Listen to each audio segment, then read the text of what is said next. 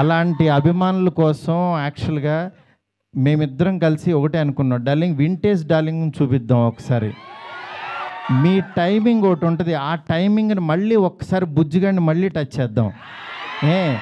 మళ్ళీ ఒకసారి pan India Bujjigadu ఎలా ఉంటాడో రాద్దాం, అలాంటి తీసుకెళ్దాం, ఈ జోనర్ ఎంచుకుందాం అని చెప్పి అలా చాలా అంటే హీరోయిన్స్ లేక డ్రైగా ఉన్న ఆయన లైఫ్కి యాక్చువల్గా ఒకళ్ళు కాదు, ఇద్దరు కాదు, ముగ్గురిని పెడదాం.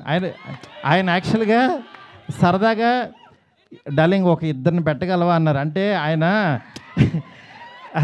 సలార్లో యాక్చువల్గా ఎవరు లేరు, ఉన్న అమ్మాయి కూడా ఎప్పుడో వస్తుంది, నెక్స్ట్ కలికి కూడా సరదాగా ఎప్పుడో ఒకళ్ళు వచ్చినా వెళ్ళిపోద్ది, అదొక వాళ్ళు.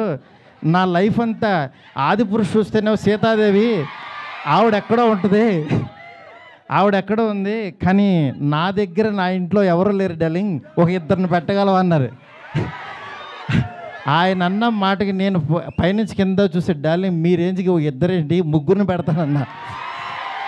అలా యాక్చువల్గా ముగ్గురిని తీసుకెళ్ళి ఒక హర్రర్ కొంపలో పెట్టి రొమాంటిక్ ఫ్యాంటసీ.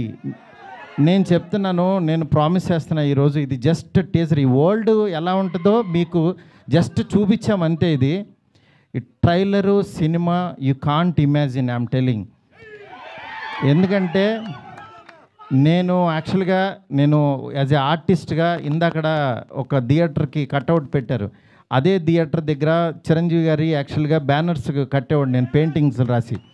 అంటే నేను ఆర్ట్ బ్యాక్గ్రౌండ్ నుంచి వచ్చా, రోడ్డు మీద బొమ్మలు వేసుకున్న దగ్గర నుంచి వచ్చా. నా ఆర్ట్ని 2D యానిమేషన్ చేశా, 3D యానిమేషన్కి వెళ్ళా, అలా చివరికి యాక్చువల్గా ఒక హాలీవుడ్ కంపెనీతో వర్క్ చేసే స్థాయికి వచ్చాను ఈ సినిమాతో.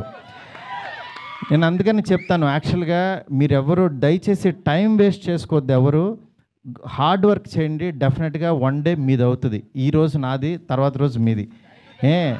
అంతేగాని నేనేదో సాధించేసానని కాదు, నేను ఒక ఎగ్జాంపుల్ అని చెప్తున్నాను మీకు అంతే.